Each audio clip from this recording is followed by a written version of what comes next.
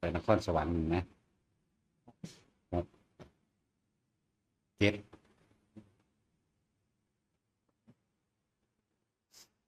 รวมแล้วพระเน้นเฮามัน70แล้วเด้อไม่ได้หน่อยเด้อ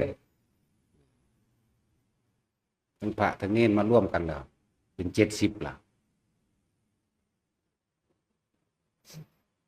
นะครับจึงมีการขยายพื้นที่รองรับสำหรับเพิ่งภิกษุสามเณรอีกหนึ่งตอนภิกษุสามเณรเฮาตอนนี้ก็70ล่ะแต่ก็บุคคลอื่นหมู่ฆราวาสต้องการปฏิบัติธรรมเฮาก็ได้ขยายพื้นที่ออกไปเรื่อยๆเพื่อรองรับผู้มาจากทางไกลเฮ็ดจังใดๆไม่ได้เป็นล่ะก็เลยต้องคือธรรมดาแหละคนมันหนีร้อนมาพึ่งเย็นมาดีกับสร้าง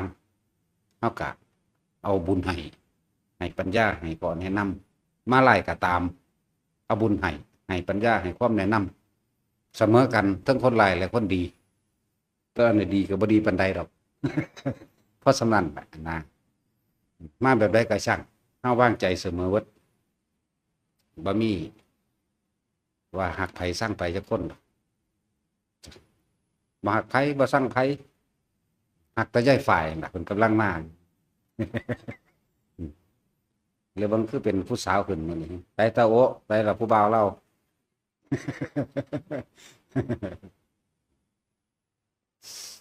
ผู้ใดต้องการ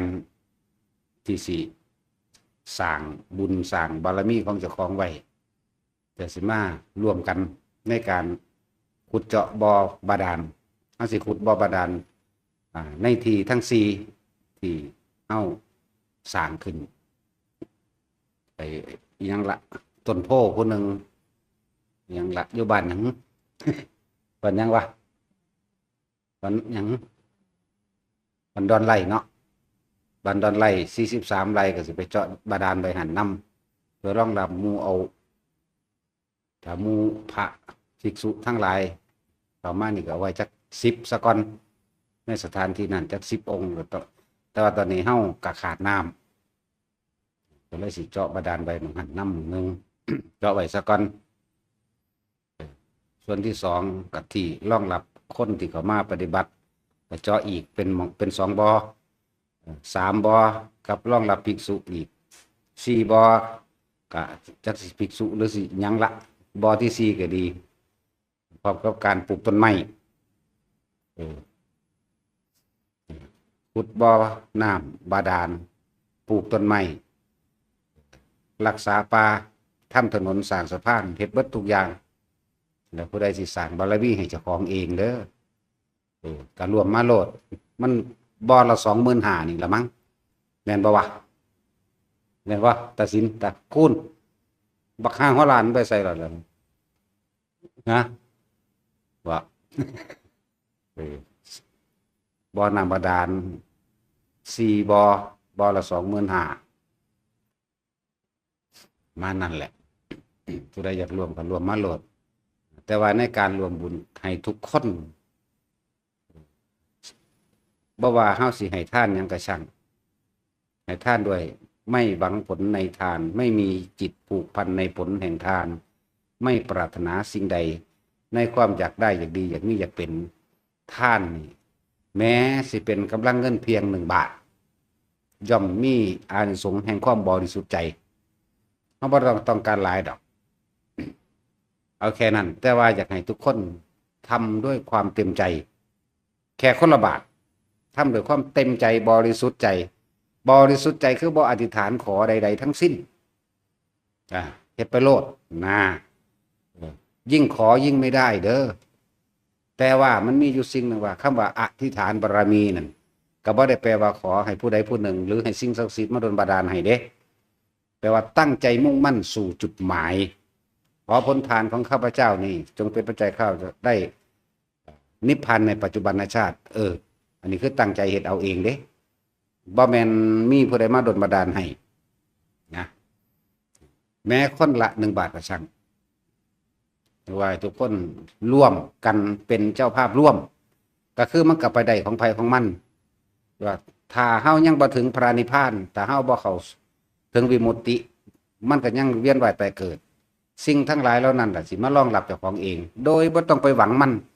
เจ้าของเฮ็ดเองแท้ๆมันสิไปได้ไผเด้อเจ้าของเฮ็ดเองแท้ๆก็เป็นสมบัติของตนคือเก่าตัวและถ้าบุคคลใดก็ตามถ้าให้ทานไม่หวังผลในทานไม่มีจิตผูกพันในผลแห่งทานที่ตัวเองกระทำนั้นยิ่งใดกว่าเก่าอีกและจะมีอานิสงส์แตกต่างอานิสงส์คือผลพลอยได้หรือสิ่งที่พึงได้สิ่งที่พึงรู้สิ่งที่พึงเห็นก็คือสามารถที่จะฟังธรรมแล้วเข้าใจธรรมฟังบทอธิบายขยายความโดยความจริง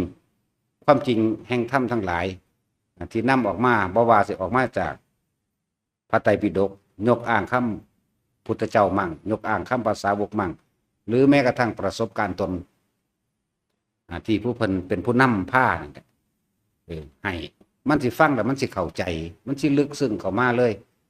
มันจะเห็นตามความเป็นจริงจากประสบการณ์จริงในชีวิตจริงของเจ้าของเองและการให้ทานทุกครั้งให้อุทิศบุญหรือผลบุญอันเกิดจากการให้ทานอย่าลืมว่าคำว่าบุญนี่แปลว่าความสงบเย็นบุญอันเกิดจากการให้ทานหมายถึงว่าทานไปแล้วแม้นเงิน1 บาท10 บาท100 บาทก็ช่างความสงบย่อมเกิดขึ้นเพราะเราไม่ปรารถนาคำว่าปรารถนาเนี่ยมันติคิดนึกเด้หมายถึงว่าปรารถนาเอาขอให้ผู้ขาร่ำรวยขอให้ผู้ขาถูกหวยขอให้ผู้ขาถือลอตเตอรี่แจ็คพอตขอให้ได้เกิดมาเป็นเศรษฐีมหาเศรษฐีอันนี้เขาเรียกว่าแลกของต่ำเป็นของต่ำฮีโนคาโมโปตุชเนโกเป็นของต่ำเป็นของลามกเป็นของปุตุชนอันนี้ไม่ควรจากเวลาและถ้าจะว่าอธิษฐานบารมีคือตั้งใจมุ่งมั่นสู่จุดหมายขอผลทานนี้จงเป็นปัจจัยข้าพเจ้าได้ถึงซึ่งพระนิพพานในปัจจุบันชาตินี้เถิดบ่เป็นหยังเอาตัณหาละเอียดละตัณหาหยาบก็คือนี่แหละอยากได้อยากดีอยากมีอยากเป็นอยากร่ำอยากรวยเกิดพบได้สัตว์ใดขอให้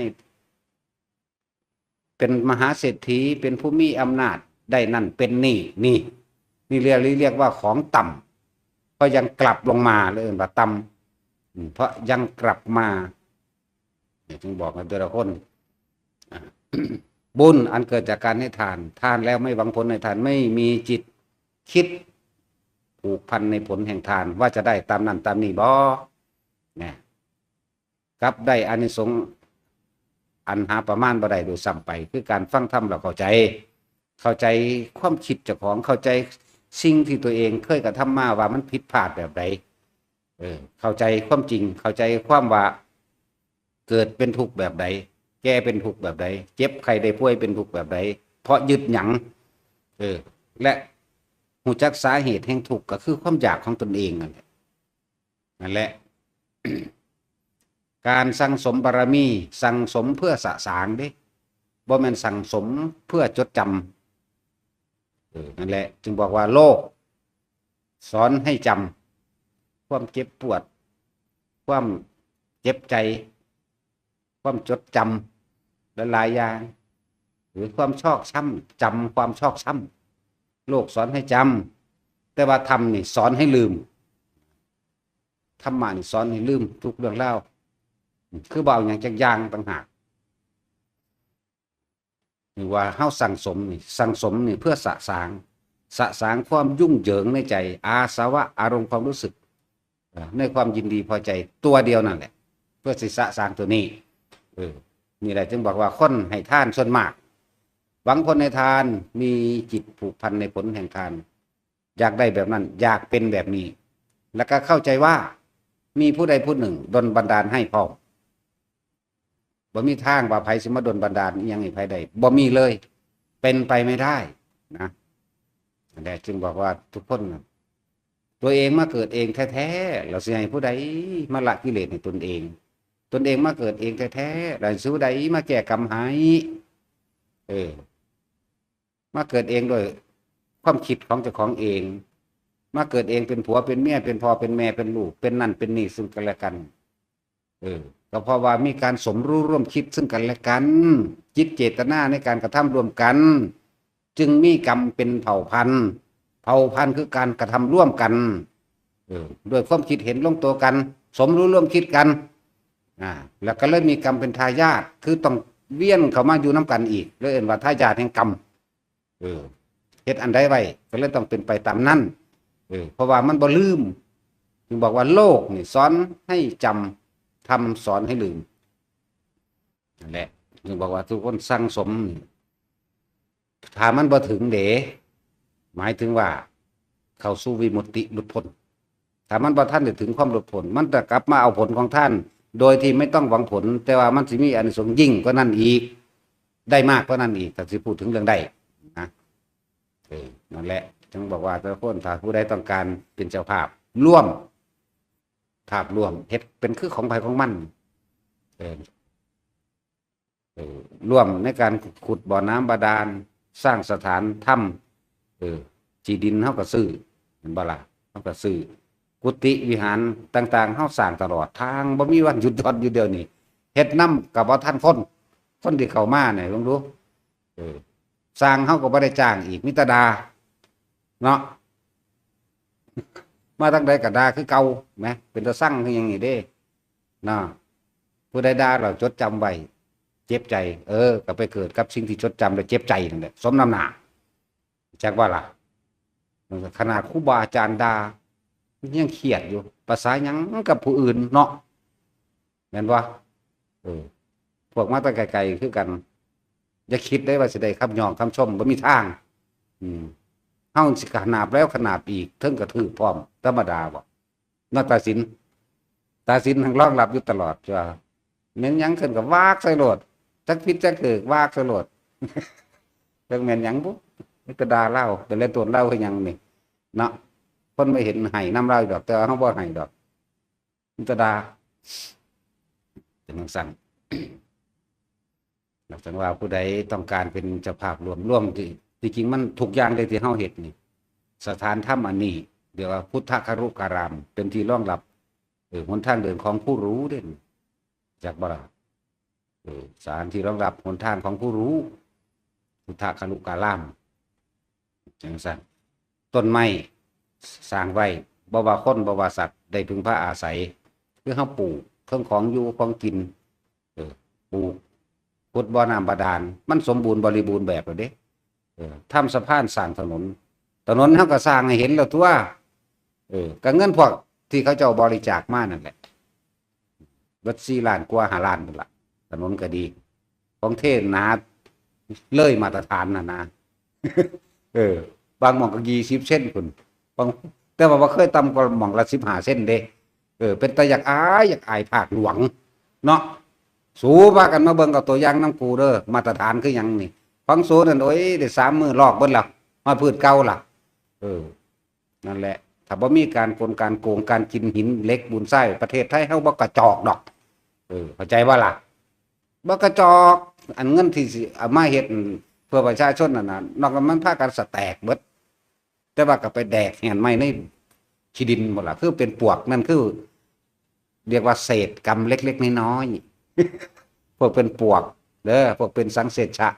ดึกดื่มน้ำพื้นน้ำดินนั่นน่ะ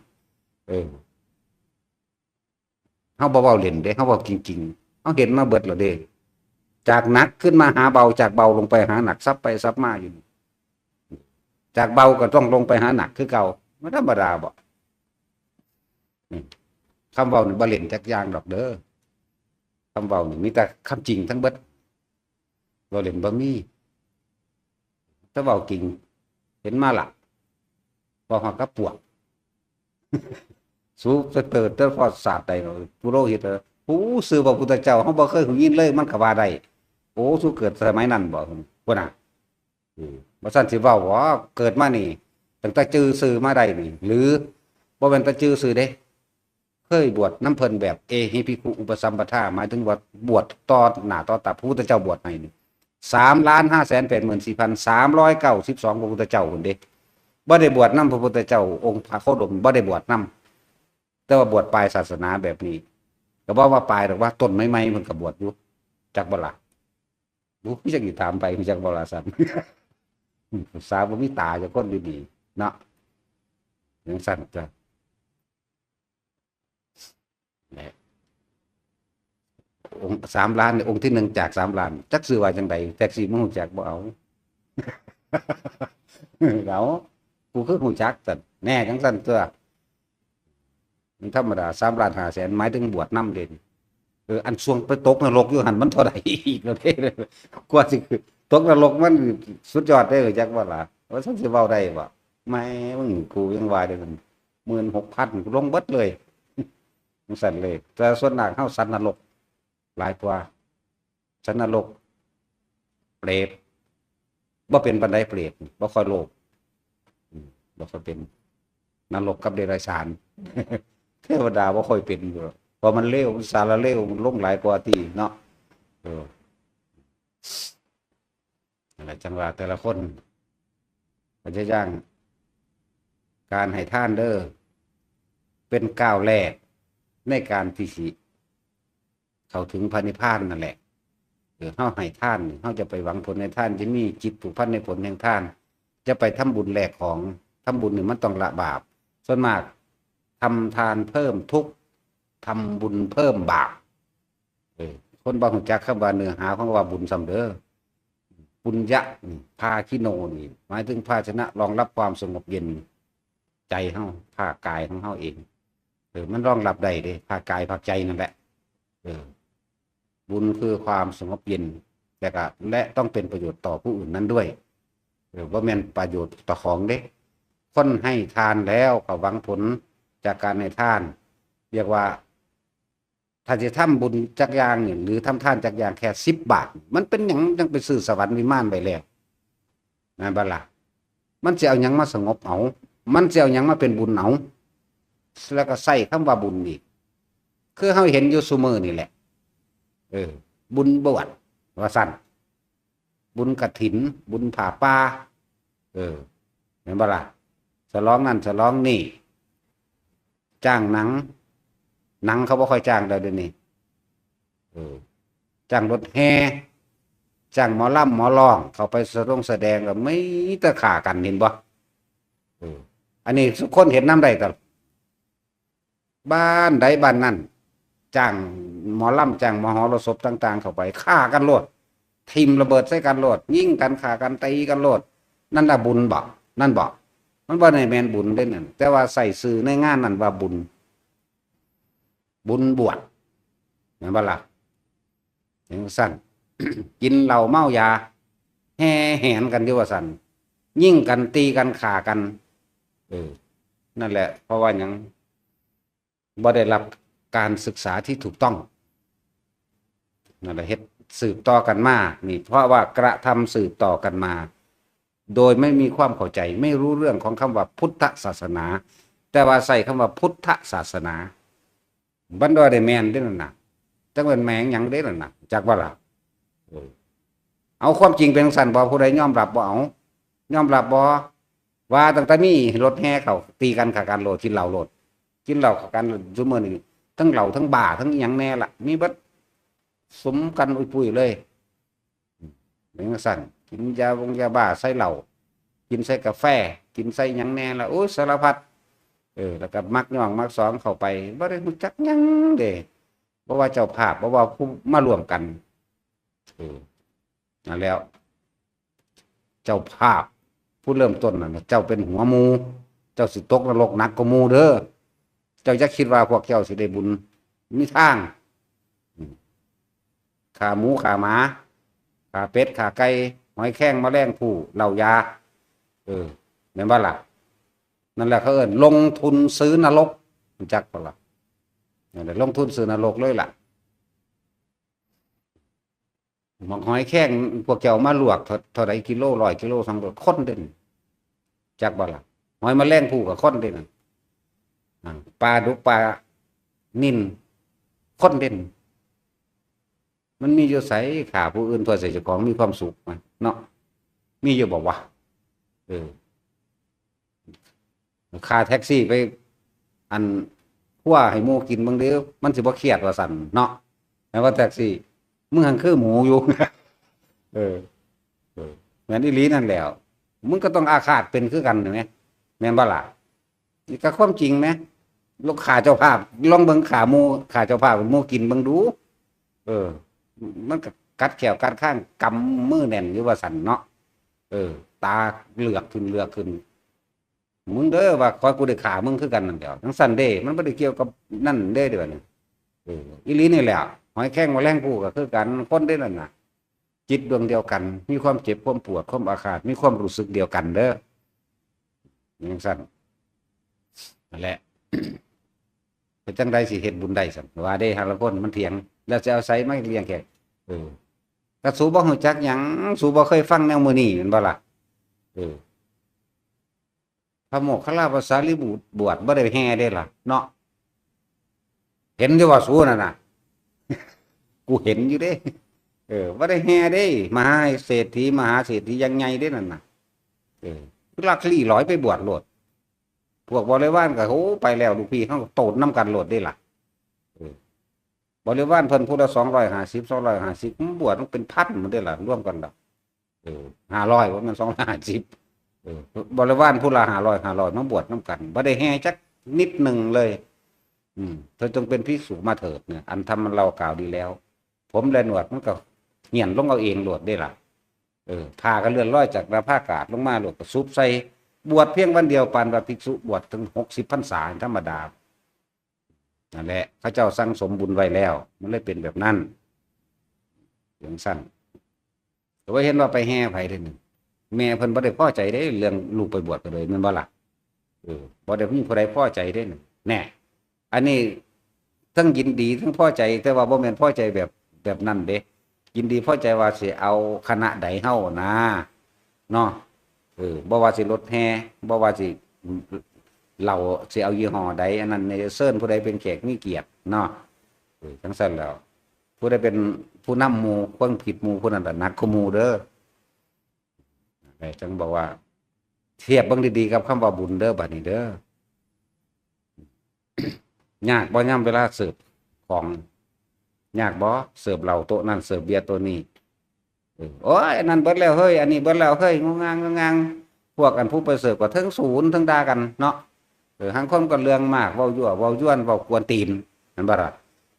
หาที่เว้าแทะเล่มแทะร่วมกันไปนั่นบ่ล่ะเว้าล่วงเกินกันไปก็มีจะสร้างความร้อนเด้มันบ่มีจักอย่างดอกถ้าสิเว้าเรื่องศีล5อยู่ในหั่นฆ่าแล้วบ่นบ่ล่ะชีวิคุยโว้โอ้อวดอยู่ในหั่นในงานนั่นแหละมีเบิดนั่นแหละรักก็รักเกือบพระก็ยังรักแม่นบ่ล่ะ ขนาดเกือบดาวเทียมเด่นก็ยังเอาเป็นสั้นตัวสีตัวกินเหล้าเมายามันมีเบิดแบบผิดเบิดทุกอย่างว่าสิไปได้หยังสิทำบุญแจกเขาทำบุญ100 วันหรือทำบุญรายวันก็แล้วแต่ทำบุญอุทิศหาสั่นนั่งกอเมื่อนี้ลูกเจ้าสิทำบุญอุทิศหาขึ้นไปรับบุญนะตกนรกอยู่เป็นเปรตอยู่แล้วเบิ่งลูกเต่าแล้วหลานสนุกสนานเฮฮากันเต้นเติ่มอยู่หม่องใดสิเป็นหน่วยบุญที่สิส่งผลไปได้บ่มีเด้น่ะขางัวขาควายห้องอยู่อูกอยู่มันก็ตาเดือดตาข้างเขามึงเด้ออยู่บนที่ของกูเด้อเด้มันคนเด้นี่จักบ่ล่ะจังซั่นแล้วสัวหอยแข้งมาเท่าใดสัวหอยแมงปูเท่าใดสัวปลาดุกมาเท่าใดเท่านั้นเท่านี้สั่งปลานิ่นมาแล้วนั่นดินปัวมาบัดนี้เนาะทุบหัวปัวสักเดือบเป่าเอาแท็กซี่ไปทุบหัวยางเขากินมึงดูมึงสิเครียดว่าเอา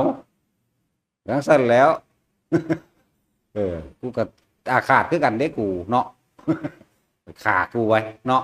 จังซั่นแล้วจักร้อยโตบาดนี้เจ้าเอ๋ยแหละคิดเบิ่งเอาเด้อยอมรับความจริงโลดไผก็ดีว่าบัดเป็นอย่างนั้นยอมรับความจริงโลดว่าวันตีกันฆ่ากันว่ามันเมาเซ่นั่นนี่ดีบางงานก็ตายบางงานก็บาดเจ็บพิการอัมพาตไปเลยก็มีเด้จังซั่นแล้วลองเบิ่งแม่ว่าถ้าบ่แม่นนะ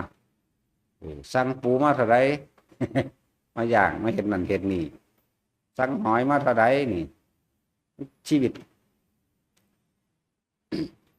นั่นแหละอย่าตามโลกหลาย ถ้าคนจะเอาดีจริงๆนะแต่คนจะเอาถึงที่จริงๆต้องเลิกวิธีการเหล่านั้นทำบุญหาพ่อหาแม่มันสิยากหยังเนาะไปซื้อเอาเนื้อกินมันสุกแล้วน้ำตลาดนะคือเขาเฮ็ดไว้แล้วไงเขาบ่ได้กังวลเดาร้อนอหยังเลยเด้บ่ต้องไปเฮ็ดใหญ่มักย่องมักสองหน้าใหญ่ปานนั้นดอกซื้อขนม5 บาทกับข้าวกับน้ำมีมาเล็กน้อยนั่นแหละทำบุญขอบุญนี่ถึงมารดาของข้าพเจ้าเน้นซื้อลงไปได้หรอกท่านี้นึงเด้บ่ได้ไปจ้างหนังจากหมอลำเด้บ่แม่นโอ้ยพอกูมักหมอลำกูจ้างหมอลำมาเด้อยู่ลำหาหนังพูนมันอยู่ในล็อกอัน8S82พุ่นจักบ่ล็อกมันล็อกนั่นคือนรกเต้นลำเด้นั่นจักบ่ล่ะมันมีไฟคือเทคนี่เด้นรกอันนั้นมันก็เกิดขึ้นตามยุคมันเด้หมุนหลุ่นเป็นไฟเขียวๆแดงๆตัดหัวคนเด้นั่นน่ะทั้งพื้นมันก็เป็นพื้นไฟเด้พื้นเป็นไฟนี่เป็นพื้นเป็นไฟบ่เต้นก็บ่ได้มันห่อนตีนจักบ่ล่ะเมื่อมันห่อนตีนเขาก็คักบัดนี้เขาก็เปิดตัวนั้นบัดนี้ปึ๊บขึ้นอันไฟหมุนเป็นฟากๆตัดหัวเด้นั่นน่ะธรรมดาบ่แล้วเว้าพวกบ่จักพวกบ่มีตาเห็นมันเสือหยังเนาะคือว่าล่ะว่าเขาก็เห็นผู้เดียวเพิ่นมึงเห็นบ่เห็นอยู่บ่มึงเบิ่งอยู่บ่มันสั่นแล้วผู้เขาเห็นก็เห็นอยู่หั่นแหละนั่งเว้าบ่ได้เขาขี้คันเว้าเขาบ่อยากอธิบายหยังดอกมีแต่เฮาก็เว้าบ่เรียกตนไผดอกเว้าฟังซื่อๆบ่เรียกตนไผบ่ฮักไผพร้อมเว้าซั่งซื่อๆแล้วแต่แมงไผฟันโดดเนาะอีหลีนี่แหละจักว่านรกพวกนั้นนรกเต้นล่ำก็มีเด้ออย่าคิดว่าบ่มีก็ข้าสังเกตเบิ่งโดนเด้อนักร้องนักแสดงสุดท้ายตกอับนั่นแหละเรื่องสั้นเป็นจังซั่นอีหลีแต่บ่กลับใจเปลี่ยนใจไม่ได้แต่ส่วนมากมันบ่มีพวกว่าอธิบายแบบนี้ที่เนาะเข้าใจว่าทำให้คนได้ความสนุกสนานรื่นเริงบันเทิงได้บุญว่าซ่านลองเบิ่งข้างหน้าแต่สิไปได้หาว่าทางใดมันจะคนคือจังหมอประจังหมอลำหมอร้องมั่งเนาะเขาก็จังใส่ซูมื้อนี่โอ้ยเฮ็ดเพื่อเงินเนาะป๋าโตไปเต้นแหมป๋าโตไปเต้นพวกผัวเมาเหล้ายังนี่แล้วเขาไปจักบายขาเขาแม่นบ่ล่ะผัวกับเมียก็ผิดกันทั้งปีมันสิเป็นบุญหม้องใดพวกเขาไปในงานสิไปวิปัสสนาหม้องใดเดี๋ยวนี้สิไปรู้แจ้งเห็นจริงตามความเป็นจริงหม้องใดมันเป็นบุญหม้องใดเดี๋ยวนี้ไปเดี๋ยวก็เบิ่งพอเบิ่งหันเบิ่งรู้หันได้เด้แต่ว่าซุมื้อนี่นำกันแล้วทั้งผัวทั้งเมียนั่นแหละเอาเลยแซวของไปของมันคนละข้างเลยหิ้วลูกก็เป็นพ่อแม่นพาเฮ็ดอีดีนั่นแหล้วแม่นว่าล่ะ10 บาท20 บาท10 บาทบ่มีหรอกล่ะซุมื้อมันได้ซุ่นตีนเขานะต้อง20กว่าบาทขึ้นไปยังเป็นใบอยู่ใบ10เขาก็เซาใส่แล้วเขาเอาใบ20ใบ50ขึ้นไปแล้วเพราะได้ซุ่นเขาจักหน่อยเด้เพราะนั้นเขาก็เด้งบายคือกันเด้เนาะเฮ็ดเพื่อเงินมันธรรมดาเด้มันสลดใจเด้เฮาธรรมดาล่ะเราเห็นอยู่เด้ว่ามันเป็นจังไดพวกแบบรับโทษแบบใดอุปปันเราหลอนและอารมณ์ธรรมดานั่นแหละมันเป็นบาปเป็นกรรมแบบใดนี่คือว่านั่นแหละคนไปเบิ่งคอนเสิร์ตเป็นแสนเนาะคนมาเบิ่งเทศฟังเทศนี่100ไกลกันบ่ล่ะคนมาฟังเทศนี่100คนไปเบิ่งคอนเสิร์ต2เป็นแสน2แสนเด้แม่นว่าแท็กซี่มึงว่าถือว่าเอากูไปเทศเบิ่งแม่มันสิมาพอหาคนบ่เอาพุ่นเอานักร้องทั้งพุ่นเอาเวทีใส่ข้างๆกันแม่มันมีพอหาคนบ่นอกูนี่ลองเบิ่งเลยแต่บ่แม่นเด้อจังอีหลีนั่นแหละฟรีกับฟรีใส่กันนี่ลองเบิ่งแม่กูก็ฟรีอยู่แล้วนี่ตอนนี้เนาะฟรีอยู่แล้วเด้ดิก็ยังมีเท่านี้แหละประมาณ100นึงตอนนี้ไปลองเบิ่งคอนเสิร์ตฟรีเบิ่งดูมันบ่เป็นล้านโลดโอ้กูนี่จักบัดนี้สมมุติว่าอันนี้เป็นคอนเสิร์ตอันนี้เป็นพาไปเทศนี่มันสิมีบ่พอหาคนบ่นี่ พวกนี้เป็นล้านเนาะเอาแม่ตอนนี้ผู้ใดดังก็มูอยู่นี่เนาะกูก็บ่รู้จักเลยว่าให้ดัง กูจักแต่กูตอนนั้นได้ดังเพราะว่ากูอยู่ในหูดังกูว่าสนใจอยู่แล้วอย่างสั้นแหละนั่นแหละพวกกันคิดว่าแต่ฟังว่าถ้าบุญอุทิศหาพ่อหาแม่เฮ็ดกฐินเอาหยังงั้นเฮ็ดผ้าป่าสมโพธิสมเพศจ้างนั่นจ้างนี่มาใส่อย่าหวังว่าจะได้บุญนั่นน่ะบ่มีทางไปคิดเบื้องโตจริงๆแน่ทุกคนเป็นพระอรหันต์นั่นน่ะหลวงปู่มั่นหลวงปู่บัวเนาะบวชก็ไปหา6 คนเท่านั้นแหละก็อีพ่ออีแม่เพิ่นจูงแขนกันอ่อนตอนไปหอบสาดอะเนาะไปหนึ่งเด็ดล่ะแล้วผู้มั่นบวชผู้บัวเฮาบวชจังซี่อะเนาะไปเฮาบ่ทันดอกวันเกิดดอกอันตอนนั้นก็เลยแต่ว่าฟังพ่อใหญ่เว้าให้ฟังไปหา6 คนเด้ล่ะเท่านั้นนึงแม่ก็พ่อใหญ่เว้าให้ฟังเฮาบ่ทันเกิดแต่แม่เฮาก็บ่ทันเกิดธรรมดาบ่ก็พ่อใหญ่เว้าให้ฟังเอาเพิ่นก็ไปเท่านั้นเดี๋ยว6 7 คนนี่แหละว่าซั่นนี่คือว่าเพิ่นเป็นพระอรหันต์อยู่เนาะมีหยังงั้นบ่ล่ะบ่ได้มีเลยเท่านั้นแล้วจังซี่ตัวบัดนี้พระพุทธเจ้าหังยอดตัวหังกษัตริย์ตัวเนาะไปผู้เดียวลักไปผู้เดียวโกนหัวก็โกนเอาเองเอาดาบมาปาดผมก็ลอยขึ้นทั้งฟ้าเส้นผมก็หดสั่นลงมาเป็นเกลียวคือก้นหอยโกนหัวก็คือโกนทีเดียวนั่นแหละนะพุทธเจ้าโกนหัวทีเดียวบ่แม่นโกนซ้ำใส่ผ้าขันตัดแล้วมันก็หดสั่นลงไปคือก้นหอยมีทีเดียวเท่านั้นหังบ่มีจุกเด้อ อันจุกที่เคยเพิ่มขึ้นมาว่าเป็นจุกจังซั่นสินั่นเป็นความเคารพเป็นความศรัทธาเป็นความที่ยกขึ้นว่าเป็นแสงแห่งปัญญาที่ว่าเฮ็ดแหลมๆขึ้นไปนั่นน่ะเฮ็ดเกศเฮ็ดหยังก็ว่าเกศกับผมนั่นแหละมีหยังล่ะนั่นคือแต่งเติมขึ้นไปเพื่อแสดงถึงพระปัญญาของเพิ่นต่างหากเพิ่นบ่ได้โกนทีเดียวนั่นแหละแล้วเลยบ่ได้โกนอีกสมมุติว่าเฮาเป็นศิษย์เพิ่นอยู่ตอนนั้นไผสิไปกล้าจับหัวเพิ่นโกนผมเอามึงกล้าว่าแท็กซี่คุ้มกูก็บ่กล้าเด้กูฆ่าผมตายซะโลดเด้ ไผสิไปกล้าแตะกล้าสู้เนาะความจริงก็เป็นเช่นนั้นนั้นพระองค์ดึงยกมือไหว้ไผจะคนบ่มีได้ยกมือไหว้คนหัวแตกเป็นเสียงโดดหัวแตกโดดคุณธรรมมันบ่แม่นธรรมดาเด้ของมื้อนี้ ไผสิไปกล้าไหว้หลายอย่างที่พวกเฮาบ่รู้นะพวกบ่เห็นจะเว้าศึกษาตำราทางคนว่าคนหัวสะถิ่มจังซั่นจังซี่มันบ่แม่นแบบนั้นเด้เพิ่นตัดทีเดียวเด้อหลายอย่างที่เฮาบ่เข้าใจเด้อเดี๋ยวจะให้ทุกคนบัดนี้ การให้ทานเป็นก้าวแรกที่เฮาสิเบิ่งใจของเอง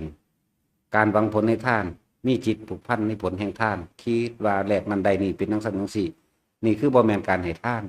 ทำสิ่งหนึ่งเพื่อแลกสิ่งหนึ่งเพื่อให้ได้สิ่งหนึ่งเกิดขึ้นไม่ใช่ทานยังมีความเห็นแก่ตัวยังว่าของกูแถมซ้ำเอาหลายกว่าอีกนี่คือความผิดพลาดที่พวกเฮาเป็นหยังคือว่าบ่เข้าถึงคำว่าบุญบุญคือความสงบเย็นบุญอันเกิดจากการให้ทานแล้วไม่หวังผลใดๆทั้งสิ้นแต่ว่าจะเป็นเครื่องประดับในว่าอธิษฐานบารมีใดอยู่พอเป็นการสั่งสมเพื่อสั่งสะสางขอผลท่านนี่เป็นปัจจัยข้าพเจ้าถึงซึ่งพระนิพพานในปัจจุบันชาตินี้เถิดตั้งจิตเอาไว้มองมันสูงสุดซื่อแล้วก็ค่อยๆเดินไปด้วยตนเองลำพังด้วยตนเองเด้ท่านจึงเป็นก้าวแรกว่าเฮานี่ยังไปยึดมั่นถือมั่นกับสิ่งใดบ่ท่านโดย3 ระดับอาหารยารักษาโรคเครื่องนุ่งห่มตลอดทั้งที่อยู่อาศัยท่านระดับที่2ทานกำลังแห่งกายตนเองในการก่อสร้างช่วยเหลือหรือแม้กระทั่งเลือดและเนื้อดวงตาหัวใจก็ว่าไปนี่ท่านระดับ2เด้ท่านระดับ3คือทั้งชีวิตให้ชีวิตได้เลย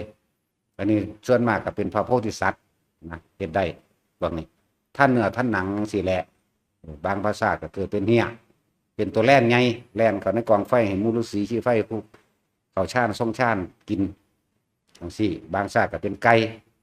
บางชาติก็เป็น เป็นหนูตะเภา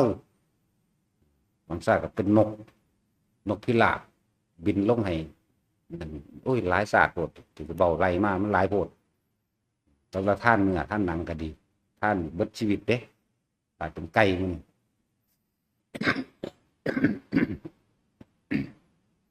หลายอย่างท่านนี่บ่ได้เสียดายจักเม็ดเด้แต่ว่าเพิ่นมีอธิษฐานบารมีอย่างหนึ่งคือโพธิญาณนั่นบ่ล่ะนั่นเพิ่นตั้งขึ้นหมายนั่นคือของเพิ่นพวกเฮาแค่พระนิพพานพอล่ะสั่นคำว่าศีลเด้แต่เฮาท่านลักษณะบ่หวังผลในท่านบ่มีจิตผูกพันในผลแห่งท่านคือคนมันบ่อยากได้แม่นบ่แต่คนมันบ่อยากได้มันบ่ลักบ่ปล้นบ่จี้บ่ตีบ่ฆ่าเด้นั่นมันจะเป็นเครื่องคืบคลานไปเอิ้นว่าทานศีลคนบ่อยากได้เด้จังเฮ็ดจังสั่นคนอยากได้มันสิสาธุเด้อขอให้ผู้ฆ่าถูกลอตเตอรี่นะให้พ้นทุกข์พ้นยากให้วิตให้วางเบิดหนี้เบิดสินดอกหาลังคนก็มาในวัดถ้าถึกเลขแล้วสิมาสั่งให้ดอกพุ่นดีธรรมดาบ่แม่นบ่เอาผู้ใดฟังก็นี่บ่ว่าทางบ้านและอยู่ณที่นี่เคยมีบ่เคยคิดแบบนั้นบ่เอ้ยผมถึกลอตเตอรี่ผมมาสั่งให้ดอกหวังรุ่นน่ะมาขอน้ำเขาสิมาสั่งให้เขาแต่ถ้ามันได้จริงๆกูก็บ่ให้ไผแล้วกูก็เฮ็ดเอาเองของกูนี่แหล้วเนาะแม่นบ่สั่งถ้ากูฮู้จักว่าลอตเตอรี่สิออกอันนั้นอันนี้หูยกูก็ไปซื้อเอาเองแล้วเนาะกูสิให้ไผแม่นบ่ล่ะมาเฮ็ดเอาเองตัวนั่นแหละจังซั่นคนที่ไม่หวังผลในทานไม่มีจิตบ่มีความคิดจะไปรับผลของท่านเลยท่านขาดออกจากอัตตาตัวตนขาดออกความจะเป็นเจ้าของคนนี่บ่อยากได้เด้จังท่านใดเห็นบ่เพราะหยังเพราะว่าได้ฟังธรรมพุทธเจ้าเด้พวกจังสีจังท่านเป็นพวกบ่ได้ฟังธรรมของจริงของแท้นี่มันของพระพุทธเจ้านั่นแหละของจริงของแท้มันบ่มีความคิดว่าสิว่าจังสี่ได้แม่นบ่เอาแท็กซี่ตะกี้มึงเดินความคิดจังสี่บ่เอามึงมีแต่ขอให้ผู้อื่นดลบันดาลให้เนาะให้พญานาคดลบันดาลให้ภาษางูสิดลบันดาลแมงหยังให้พญาหยังขุดภาษานกเหมือนว่าล่ะนกคุมนกนี่กูลาบกินเบิดนั่นแหละจังซั่นแล้วให้พระอินทร์พระพรหมพูดนอนกับเมียอยู่เมียบักหลายพร้อมกูบ่ได้หัวซ่าไผแล้วเนาะเอาอีหลีเด้นี่บ่ได้หัวซ่าไผปานใดดอกนอกจากคนมีบุญทำสะเทือนได้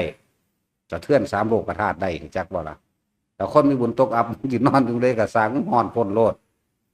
นี่เว้าตามจริงนี่แหละพวกเขาเจ้ามีบุญพวกคนคือพระพุทธเจ้าเฮานั่นน่ะถ้าเกิดเดือดร้อนอะไรหนึ่งมีความจำเป็นขัดข้องอะไรหนึ่งปุ๊บพระอินทร์นี่ต้องรับผิดชอบอย่างว่าล่ะมีการสะเทือนขึ้นโลดเพราะว่าเพิ่นที่เป็นโพธิสัตว์อยู่หรือเป็นพุทธเจ้าอยู่กระชังสมัยที่เพิ่นเป็นพุทธเจ้าเพิ่นเคยเกิดเป็นปลาช่อนในสถานที่นั้นมันแรงบ่มีห้องน้ำสิอาบไปบอกอานนท์พามาพาอาบน้ำพาอานนท์ก็เงินก็งงแหละเนาะ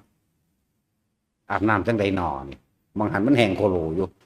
สระนั่นแห้งไปเบิดเด้สระเอามาจนว่าบอกจนว่าเอามาเพิ่นก็ไปยืนอยู่ซ่านน่ะก็ใส่สัจจะนี่แหละว่าสมัยซ่านนั่นเคยเป็นปลาช่อนได้เสียสละชีวิตตัวเองหรือใส่สัจจะตัวเองเพื่อรักษาหมู่คณะไว้บ่ว่ากุ้งหอยบ่ว่าปูบ่ว่าปลาบางหันพอตสัจจะตกปึ๊บอยู่บ่ได้วิษณุกรมมาสาดฝนใส่โลดนี่มันคนละอย่างกันเด้อกับพวกเฮาเพิ่นเฮ็ดเพื่อผู้อื่นเด้นั่นว่าเมืองนั้นมันแรงเมืองไวสาลีมันแรงตอนนั้นฝนตกลงมาคนจังได๋เฮ็ดให้เฮ็ดหน้าเพิ่นบ่ได้ทำเพื่อตัวเองเข้าใจบ่ล่ะพวกเฮามันทำเพื่อตัวเองเด้ทำไมเพิ่นเป็นพุทธเจ้านี่คือว่าน่ะเมืองอันเก่าไวสาลีนั่นมันแรงเพิ่นเฮ็ดด้วยฝนตกเพิ่นบ่ได้อวดฤทธิ์อวดดังอวดเดชหยังดอกแต่ว่าเพิ่นเห็นความแห้งแล้งเกิดขึ้นขนาดพระองค์เองยังได้กินข้าวมาจักบ่ล่ะทางโน้นได้ต้มข้าวมาให้กินแต่ละตนคือหยังนี่ ต้มข้าวมาต้มข้าวปลายคนห้ำแหละเพิ่นสิไปโปรดไปสงเคราะห์ตัวนั้นจุดนั้นขนาดจะเป็นพุทธเจ้าแล้วเด้นแหละมันเป็นเรื่องของกรรมนำอันนั้นก็เลยคือว่านั่นแหละทางออกอันนึงว่าทุกคนเด้อท่านอย่าหวังผลในท่านอย่ามีจิตผูกพันในผลแห่งท่านบ่จะเป็นเจ้าของมันต่อพ่อแล้วเลิกคนเฮ็ดจังซี่ได้สิฟังธรรมเข้าใจเมื่อฟังธรรมเข้าใจแล้วมันสิบ่อยากได้เมื่อว่าอยากได้แล้วมันสิบ่มีการเบียดเบียนบ่อยากรักอยากโค่นอยากกี้กับผู้ใดเมื่อฟังจังซี่เข้าใจแล้วมันจะเข้าไปสู่การภาวนาโลดจึงเรียกว่าทานศีลภาวนาภาวนานี่คือรู้ภาวะ อารมณ์ความรู้สึกแห่งตนภาวะนี่หมายถึงอารมณ์ความรู้สึกนั่นแหละเอิ้นว่าตัวภพหน้าหมายถึงจิตใจของเฮาเองที่ผ่านเหตุการณ์หลายๆอย่างเดี๋ยวอารมณ์เกิดอารมณ์ดับพอใจผู้นั้นบ่พอใจผู้นี้หลายๆอย่างเอิ้นว่าภาวนาจึงว่าให้เห็นอารมณ์ความรู้สึกของตัวเองเกิดขึ้นจึงเรียกว่าภาวนาทำให้เห็นความเกิดขึ้นเครื่องคิดนี่แหละบ้านนี้จังเกิดก็อารมณ์ใดท่านศีลภาวนามาย่นย่อแล้วเมื่อท่านศีลภาวนามารู้แล้วปัญญาก็เลยเกิดรอบรู้ในกองสังขารความรอบรู้ความคิดทั้งนี้เป็นแบบนี้คือไปเกิดความคิดนี่คือบ่เกิดนี่เฮาตัดเอาปฏิจจสมุปบาทเกิดกับดับใส่กันโลดท่านศีลภาวนาและปัญญามาร่วมอยู่นี่นั่นแหละสำหรับผู้ที่เห็นความทุกข์ในตนเองแล้วเห็นว่าร่างกายนี่บ่เที่ยงแท้แน่นอนแล้วเจ็บปวดป่วยแล้วเป็นเพื่อชาติจะรองรับความเจ็บปวดทุกชนิดอยู่ในนี่ในร่างกายเฮาเมื่อเห็นตามความเป็นจริงแล้วยอมรับว่าร่างกายบ่เป็นของเจ้าของแล้วเจ็บปวดป่วยแล้วหิวห้อนหนาวแล้วสุดท้ายก็ยอมรับว่ามันต้องตายเนี่ยก็เลยบอกว่าผู้ใดอยากได้ธรรมะของจริงอยากได้ของจริงให้เรียนรู้ในกายกับใจของเจ้าของเท่านั้นนะบ่แม่นไปเรียนรู้ข้างนอกบ่แม่นไปเอาจดจำคำผู้อื่นมาถกเถียงเพิ่นเด้ส่วนมากจะเอาคำของอาจารย์นั่นสำนักนั่นมาถกเถียงกับอาจารย์นั่นสำนักนั่นเลยบ่ฮู้จักที่จักแดนหยังเลยบ่ฮู้จักหยังอันพวกนั้นจริงๆเขาเรียนรู้เฉพาะกายกับใจรูปกับนามทั้งเนี้ยเรื่องกายเรื่องใจของเจ้าของได้ธรรมะแท้จริงเรื่องสั้นนั่นแหละจังว่าถ้าอยากได้ของจริงมันอยากรับรู้อยากเห็นของจริงหันเข้ามาเบิ่งในกายตัวเองเรื่องกายเรื่องอันกายเจ็บปวดป่วยแล้วก็ตายเป็นของหยาบนึงได้นี่มันว่าเป็นของละเอียดละอออีหยังได้นี่แต่เรื่องของละเอียดคือเรื่องของใจของความคิดเท่าพี่ตัวกอมันแท้ๆเลยนี่เรื่องความคิดเท่าพี่เด้สิไปผ้าเกิดผ้าตายเนี่ยอะไรเดี๋ยวไปติดอารมณ์ใดนี่พี่เด้เรื่องของความรู้สึกเข้าพี่เด้ก่อนจะเกิดความรู้สึกทุกอย่างต้องเกิดจากการคิดนึกซะก่อนการจะเกิดการคิดนึกเกิดจากความจำซะก่อนเนี่ยเดี๋ยวสัญญานั่นแหละคนเฮาเวลาคิดถึงเรื่องใดก็สร้างคิดถึงเรื่องเก่าน่ะมันคิดถึงอนาคตว่าเป็นดอกมันบ่ทันเกิดมันต้องคิดถึงอดีตแต่ต้องปรุงไปหาอนาคตจักว่าล่ะเหตุจังใดเฮาสิดับสัญญาใดเวทนาบ่เกิดนั่นตัวนี่แหละจึงบอกว่าเพิ่นก็มีวิธีสอนให้ง่ายที่สุดแล้วกายเวทนาจิตธรรมสติปัฏฐานสี่นี่เป็นบ่เรียนรู้เรื่องของกายของใจอยู่ของบาลบันนี่ไหมมันจุ่มงหนีนึงเด้แต่ได้ของจริงกายเวทนาจิตแต่เฮารู้อยู่ในกายนี่เป็นเรื่องของจิตคักๆเราได้นี่จะอาศัยกายซื่อๆก็เลยว่าลมหายใจเป็นกายในกายมันก็รู้ลมเข้าลมออกเมื่อรู้ลมเข้าลมออกก็สิเห็นความรู้สึกโดยภายนอกพร้อมภายนอกแบบไรเจ็บขาเด้วางมือ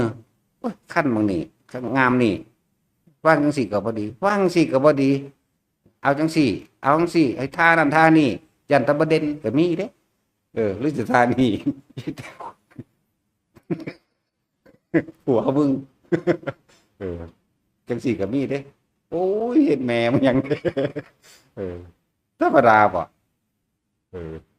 ยันตะประดีประเด็นก็มีเห็นป่ะจังจะเอาจังใดดีก็สั้นพูดเป็นนางอยู่3 แยกดูตัวทางคนเขาตื่นเขาวันผีธรรมดาว่ะ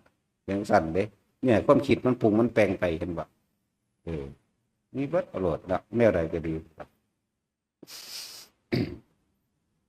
ถ้าเฮาเรียนรู้ในกายลมหายใจของเฮาเองเป็นเครื่องล่อของความคิดเฮาเป็นบันไดเป็นเครื่องล่อเพื่อจะให้ความคิดมันมาอยู่ไอ้กิ่งความคิดมันคุ้มบัดทุกอย่างแล้วเด้อใจเป็นใหญ่ใจเป็นประธานความคิดนั่นแหละมันเป็นใหญ่เบิดแล้วเด้ก็เอาสติวางสิกับความคิดนั่นแหละสติก็ได้รู้ลมเข้ารู้ลมออกเนี่ยมันคุ้มอยู่แล้วก็จะเห็นเวทนานอกๆขาน้ำนิ้วตีนงามตีนเนี่ยเอางอกๆแงกๆมันบ่เอาทุกคนเป็นบ่เอาแท็กซี่มันเป็นบ่ห้างตีนมันก็เฮ็ดตีนหนีบๆอยู่ทั้งในพุ่นเนาะตีนหนีบๆแงกๆอยู่หั่นอีหลีนั่นแหล้ว แม้นว่าตัดสินตีนก็งีบๆอยู่ข้างในน่ะเฮ็ดงักแงกนั่นน่ะเออแต่มีเวทนานอกบางเทีมันก็คันบางเทีมันก็เป็นเหงื่อออกน้ำงามตีนเนาะน้ำขอบขาพับมื้อนี้นะบางเทีก็เป็นนี่น้ำงามมื้อนี้ก็มีเด้มันเป็นไปเบิดนี่เวทนานอกๆนึงเด้นี่เนี่ยเราความคิดของเฮาบัดนี้ก็เข้าไปปรุงแต่งไปละบัดเนาะแต่ลมหายใจจึงเป็นบันไดของการเห็นความคิดนั่นแหละลมหายใจรู้ลมเข้ารู้ลมออกวันนี้ก็เห็นเวทนาอย่างเวทนาก็คือความรู้สึกทางกายภายนอกหนังเตือนกับเจ็บหลังปวดเอวเจ็บเพียงเจ็บขาส่วนเวทนาในคือความยินดีพอใจกับบ่พอใจนั่นแหละสุขกับทุกข์นั่นแหละเวทนาในนั่นน่ะทีนี้เฮาอยู่กับลมเข้าลมออกลมเข้าลมออกแล้วปีติมันก็เกิดเมื่อปีติมันเกิดแล้วนี่เฮาก็เริ่มเข้ามาทางตัวลึกเข้ามาแน่เดี๋ยวนี้ปีติเกิดได้จังใดเกิดได้เพราะว่าบ่คิดเปิดก็มันเนียนแน่นิ่งหนึ่งเดียวกันกับลมหายใจเมื่อปีติเกิดแล้วปีติเกิดปัสสติเกิดสมาธิเกิดจิตตั้งมั่นได้สมาธินั่นคือตั้งมั่นในใจตั้งมั่นในลมนี่เด้เอาลมเป็นเครื่องล่อบ่ให้ความคิดไปปุ่นอื่นจนถึงที่สุดแล้วถ้ามันตั้งมั่นในลมตลอดมันก็เป็นอุเบกขาตัวทำให้บ่อยทำให้มากทำให้ชินเดี๋ยวสิเห็นตัวลึกลับเข้าไปอีกตัวลึกลับคือจิตในจิตหรือว่าสังขารละขันธ์ที่มันเป็นของมันอยู่แล้วมันสิพุทธขึ้นมาเรื่องนั้นพุทธขึ้นมาเรื่องนี้เฮาสิปรุงแต่งน้ำมันบ่เด้อนี่ต่างหากนี่ตัวทั้งในเลยนี่สิอาสวะหรือบ่อาสวะเฮาสิไหลไปตามความคิดนั่นก็ก่อเกิดอารมณ์บ่นี่นะเฮาสิรู้เท่าทันอารมณ์ความรู้สึกที่มันมีบ่นี่นะจริงๆมันอยู่ในนี่ได้ลึกๆแต่ว่าหางบ่ลึกจักก็ล่ะพูดถึงว่าซื่อๆเด้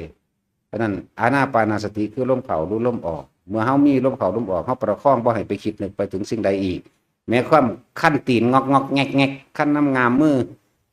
หรือยังก็ว่าไปอันนี้สิเป็นตัวล่อให้เฮาออกไปคิดนำเด้นี่ต่อไปเฮาดูลมเข้าออกอาการปิติเกิดเมื่ออาการปิติเกิดเฮาทรงไว้เฮารักษาไว้แม้นยังเกิดขึ้นเฮาก็บ่สนใจบัดนี้ลมก็หายไปปิติก็หายไปเกิดความโล่งๆว่างๆอิ่มๆอย่างหนึ่งถ้าผู้มันสิตัดเข้าชาติมันก็เข้าไปถ้าผู้บ่ตัดบ่เข้าก็อยู่ในระหว่าง1 2 3นี่แหละเป็นเครื่องสังเกตจิตที่จริงการสิบรรลุหรือบ่บรรลุน่ะมันบ่ได้อยู่ในเด้ฟังดีๆเด้อถ้าจะพูดถึงแม้ปัฐมฌานหรือเบื้องต้นก็สามารถเห็นได้เห็นหยังเห็นความเกิดเห็นความดับคำว่าบรรลุปัฐมฌานทุติยฌานตติยฌานจตุตฌานบรรลุไม่ได้นั่นเป็นการเจโตวิมุตติซื่อๆหมายถึงมันบ่คิดหยังเลยมีสติรู้อยู่กับความว่างแบบหาประมาณบ่ได้ซื่อๆเด้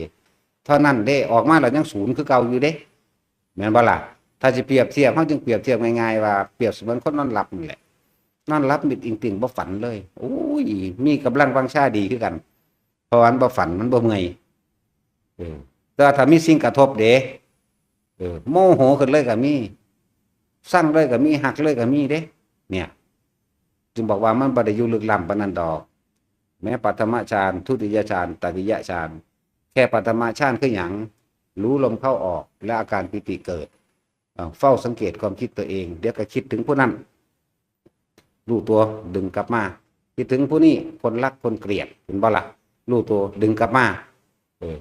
เห็นความเกิดดับได้นะเกิดดับเกิดขึ้นไปคิดถึงกำลังสิคิดปรุงแต่งดึงขึ้นมามันก็ดับถึงตัวจักว่าล่ะก็ฟังอยู่ซุมื้ออยู่ถ้าคิดปรุงแต่งแล้วมันเกิดแล้วได้อันถ้าคิดปรุงแต่งแล้วเกิดอารมณ์ใด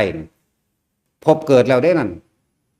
พบเนี่ยเกิดในขณะที่คิดและมีความรู้สึกในความพอใจและไม่พอใจเรียกว่าอาสาวะอารมณ์ความรู้สึกที่ยังคล้องอยู่ได้พบอีกเด้อเกิดเดี๋ยวนี้เป็นเดี๋ยวนี้ถ้าตายเดี๋ยวนี้ก็ไปตามนั้นเลยจึงบอกว่าพบหน้ากับพรุ่งนี้อะไรไกลกว่ากันหลายคนที่ตอบว่าพบหน้าเด้เนาะมืออื่นมันบ่ได้ถึงได้สิบอกให้มันสิตายก่อนพบนี้แล้วนี่ความรู้สึกคือพบพอใจกับไม่พอใจคือพบนะแม้อุเบกขาก็เป็นพบแต่ว่าเป็นอุเบกขาเวทนานี่เป็นพบก็จริงแต่ว่าเป็นพบแห่งหมู่พรหมทั้งหลายโอ้ยเฮ็ดไปเถินห้าแต่ว่าอันนั้นเดี๋ยว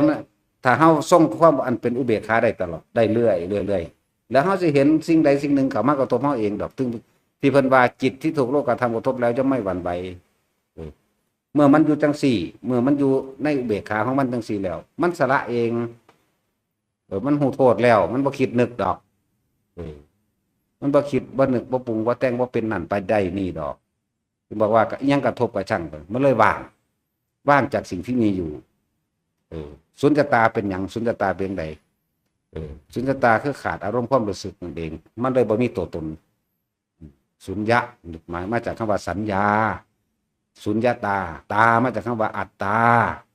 ว่างจากความคิดนึกปรุงแต่งในสัญญาในเรื่องเก่าๆเนาะเขาบอกภาษาเขาง่ายๆว่างจากสิ่งที่ผ่านมาแล้วบ่คิดบ่นึกบ่ปรุงบ่แต่งอย่างเลยเดินว่าขาดจากความรู้สึกจากสิ่งที่ผ่านมาแล้วนั่นแหละฟังเข้าใจกับเข้าใจเด้หรือว่าเขาเปิดอัลบั้มรูปนี่เปิดเห็นหมู่ปึ๊บก็แล้วไปบ่คิดฮู้อยู่ว่าหมู่บักนั้นอีนี่บักนั้นตายแล้วอีนี่ยังอยู่อีนี่ตีกูอีนี่หักกูก็รู้แต่ว่าบ่ต่อปากจากนั้นไปอีกเข้าใจบ่นี่เปิดเบิ่งภาพงัวปั๊บมันตายแล้วเนาะเนี่ยจบไปบ่ปรุงแต่งไปอีกเปิดเบิ่งภาพหมูภาพหมาหรือหลายๆอย่างก็ช่างเหมือนกับเฮาพักเปิดอัลบั้มรูปเบิ่งไหลรึดมาเบิ่งนี่คือบ่คิดจักอย่างเลยนี่แหละมันจบแล้วเรื่องว่าสุญญตาก็แม่นหรือสัญญาเวทยิตานิโรธก็แม่นสัญญาก็คือความจำคือเรื่องเก่าๆสัญญานั่นน่ะพวกเรื่องเก่าถ้าเฮาคิดเด้เวทนาก็เกิดความรู้สึกพอใจกับบ่พอใจเท่านั้นแหละเห็นบ่เอามันจะเอาหยังมาดับถ้าเฮาบ่คิดเด้สัญญาเวทิตานิโรธเรื่องเก่าๆแม่นสิพุทธขึ้นมาเหมือนเปิดอัลบั้มรูปใจบ่นี่บ่คิดบ่นึกหยังเลยจบละเวทนาเกิดบ่ได้ไหมเวทนาเนี่ยไม่เอาสุขกับทุกข์นั่นแหละกันนิโรธกันนิโรธะคามินีปฏิปทามันก็ดับทั้งตัวมันก็ดับเท่านั้นแหละเดี๋ยวจังว่าวิธีที่เฮาฝึกอยู่นี่มันเป็นของง่ายๆแล้ว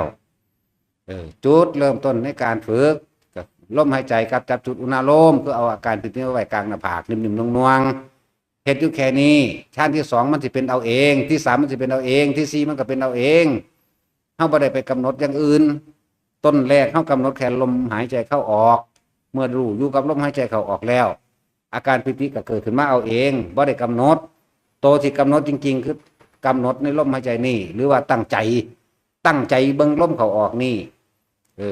คือเขาบอกตลอดล่ะผู้ใดมากก็สั่งเอาหายใจเข้ายาวๆมั่งหายอันนั้นนี่นั่งตัวนี้สิเกิดขึ้นเองเด้อเนี่ยความรู้สึกนึบสิเกิดขึ้นเองเด้อนั่นบ่ได้ไปกำหนดตัวนี้เกิดแต่ว่ากำหนดลมต่างหากรู้ลมเข้ายาวก็รู้ว่ายาวสั้นรู้ว่าสั้นมันก็เกิดขึ้นเองถ้าได้จุดเริ่มต้นแรกแล้วนอกนั้นเฮาสิมีหน้าที่แค่รู้มันไปเรื่อยๆรู้ไปเฉยๆบางทีก็ลมขาดไปปีติยังอยู่บางทีปีติตัวนี้ปีติอันเกิดจากความรู้สึกทั้งกายหายไปก็เหลือแต่ความอิ่มเอิบจิตเบากายเบาว่างๆช่วงนั้นแหละช่วงความคิดที่พุทเรื่องนั้นเรื่องนี้เฮาบ่ได้คิดแต่ว่ามันขึ้นมาเอาเองจังสิเฮาสิดึงมันมาคิดบ่นี่เด้บาดนี่เข้าใจบ่ล่ะนี่เข้าใจว่าเข้าใจก็สร้างเด้เรื่องของไผของมันเนาะละหรือบ่ละก็สร้างเด้นั่นแหละจังว่าคนฝึกไปเรื่อยๆมันต้องสิเป็นดอกมันก็ต้องคุกคนนั้นนอนอยู่ซื่อๆมันสิบ่เป็นดอกต้องนอนกับลมหายใจถ้านอนก็ดีนึกเอามันก็บ่เป็นอีกทางเกิดหลายก็เข้าอีกพวกนึกเอาทุกคนรู้อยู่กับลมหายใจนี่อันละเนี่ยมันลืมไปเอาเองดอกละกับลืมคือสิ่งเดียวกันบ่คิดบ่นึกบ่ปรุงแต่งในสิ่งที่มีอยู่เห็นอยู่นี่เองว่าสั่นสิเอิ้นว่าอาสังขตะบ่มันไปร่วมลงอสังขตะนี่มันได้ล่ะเนี่ยจังว่ายิสินอสังขตะมันหยังอสังขตะธรรมะคือสิ่งทั้งหลายทั้งปวงที่ในประสบการณ์ชีวิตเฮาเห็นนี่แหละเอิ้นว่าธรรมะคือความจริงที่เฮาประสบการณ์ที่ประสบกับเฮาเองนี่แหละเรียกว่าธรรมะบัดนี้มันผ่านมา ในอดีตแล้วธรรมะนี่ถ้าเฮาไม่คิดไม่นึกไม่ปรุงไม่แต่งจากรูปจากรสจากกลิ่นจากเสียงจากสัมผัสเพียงกายเรียกว่าอสังขตธรรมมันก็จบอยู่ตรงนี้ว่าภาษาเฮาอีกอย่างหนึ่งหยุดคิดเท่านั้นหยุดคิดจากสิ่งที่เห็นอยู่จากสิ่งที่ได้ยินอยู่นะนั่นแหละง่ายๆหยุดคิดจะเอาความคิดหยุดความคิดว่าอะไรนี่คือความจริงอย่างหนึ่งเห็นบ่ล่ะนี่ก็เลยเอาลมหายใจเป็นบันไดเป็นสะพานเป็นเครื่องล่อให้มันอยู่ให้มันนิ่งเอาไปเอามาอยู่จังสีมันสบายกว่ามันก็บ่คอยเก็บเรื่องนั้นเก็บเรื่องนี้ไม่คิดตัวบัดนี้เป็นสั้นก็ได้ดับสัญญาบ่ได้เกิดเท่านั้นเอาสมาทาน